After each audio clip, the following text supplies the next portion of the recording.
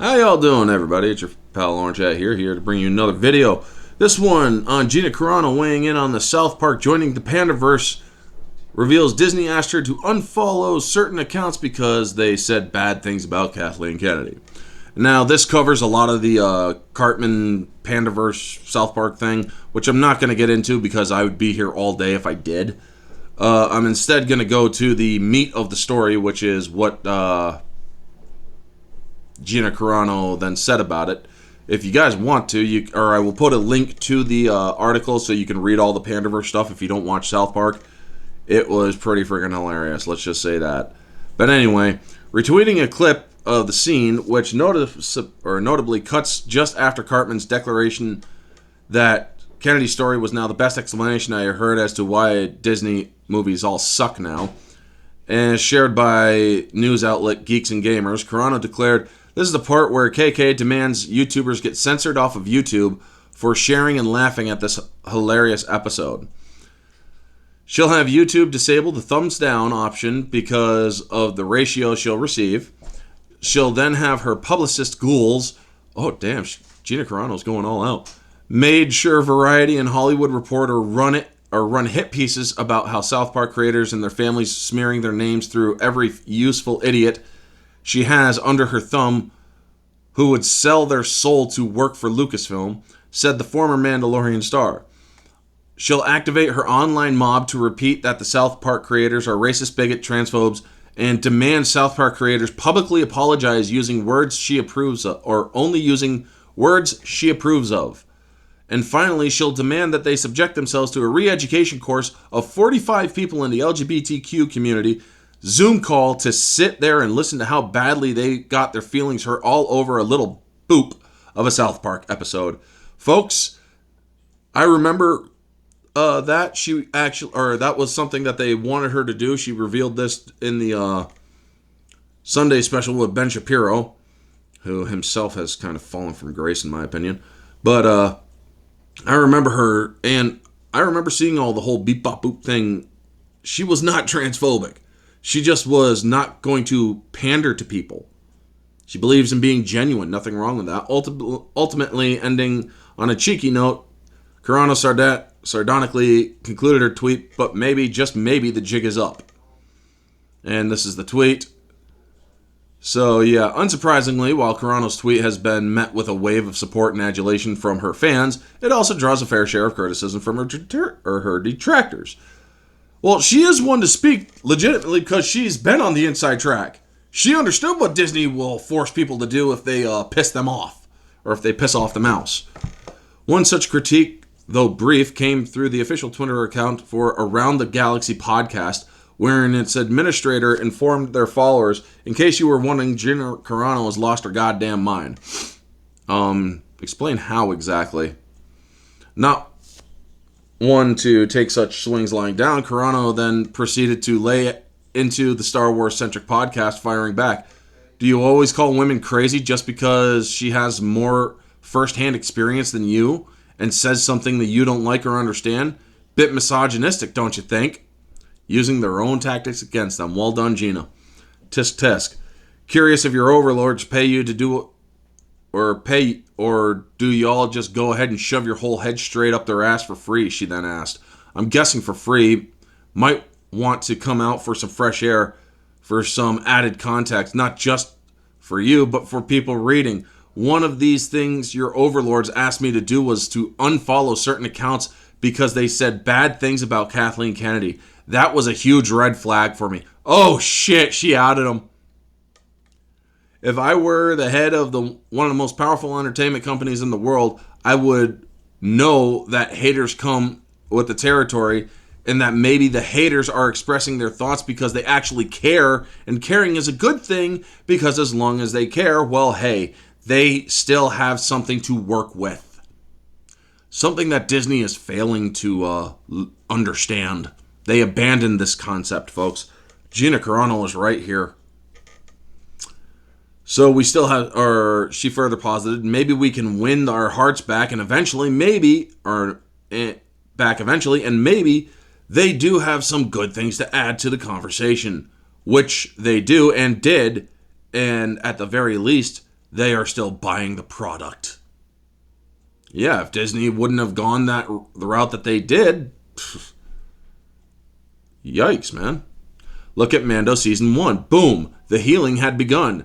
She then recalled, if you are a proper good leader, you learn how to embrace and communicate, not dictate, silence, and demand your actors and directors unfollow and shame more than half of your fan base and the people who have stuck with the franchise for decades. Side note, don't say the Force is female and then allow only men to express their political views online.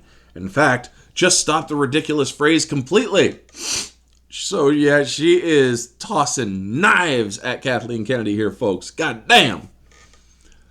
I mean, I will be honest, I do like Gina Carano as an actress, and she has every right to say this because, well, she was, or they did try publicly shaming her.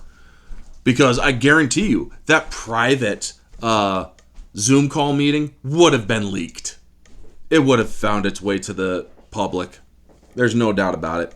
One of the problems your overlords are having now is that they have a lot of people completely stop caring about one of the most beloved franchises in history, all by bullying, pushing aggressive agendas, and trying to silence people criticizing them.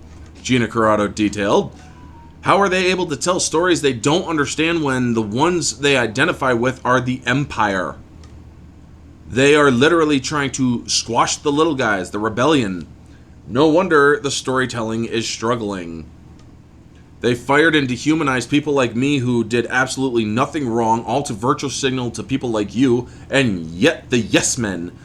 But yes men, unfortunately for you and them, do not drive culture, she added. Maybe they were banking on the kids picking up the slack but one of the biggest things about this franchise is passing it from generation to share. The competition is too high to throw out something as valuable as that.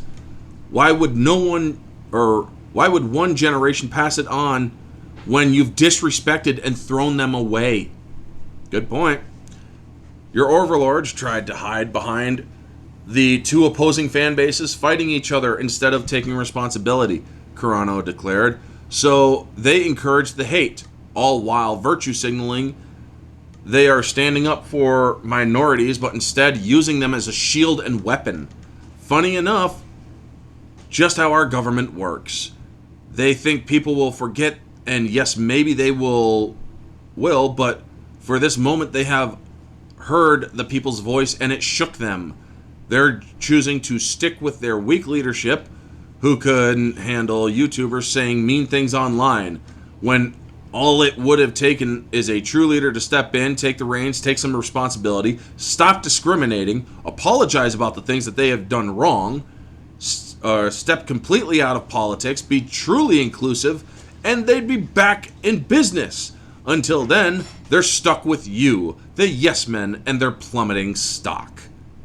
Oh, damn, man. Bringing her lengthy thread to a close, she ultimately affirmed, I'm not saying I'm right on all fronts, but I am open-hearted and refuse to discriminate based off of powerful people telling me how to think and act. If there was something I needed to apologize for, I would have in a heartbeat. But I didn't say or do anything wrong. People come up to me daily to shake my hand and thanking me for taking a stand. Even people who think differently. One thing is true, good leadership makes for a better world, leading to healthier and happier people and better opportunity, she concluded.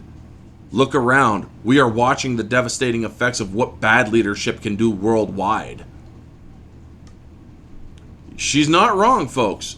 I mean, yes, this does delve into the real world political. We have a world leader, unfortunately, who is inept. And the previous one was actually achieving peace in areas that peace was not achievable. We had peace in the Middle East for a brief time. Then the new world leader came in because hurt feelings because of mean tweets. And, well, look at the state of where we are now. People are having a hard time just affording gas and food and electricity. The world is burning and the person in charge is playing with matches. So, yeah. she's not wrong there. She's not wrong about her experiences at Disney either. She gave that account to Ben Shapiro, and then she reiterated it in this. Well done to Gina Carano. I fully respect her for calling out these people, because people can only say or take so much before they are like, you know what, fuck it, I'm just going to say what I need to say, and that's it. And I applaud Gina Carano for that. Now, am I one of those people who are obsessively a fan over Gina Carano? No. I do stand with her, sure. I do believe that she was wrong, definitely. And she is a talented actress, yes. But am I going to just fawn all over her? No, I'm not like that. If she does something that conflicts with me in any shape, way, or form, I will disagree with her. But anyway, folks, that is going to be the video. You all know the drill. Like, comment, subscribe, share, all that jazz. Let me know your thoughts down in the comment section below. What do you think of Gina Carano calling out Disney and giving her thoughts on the South Park Panderverse thing? Let me know all your thoughts, folks. This has been Orange Chat. You all have a wonderful day. And always remember, stay humble, like Gina Carano.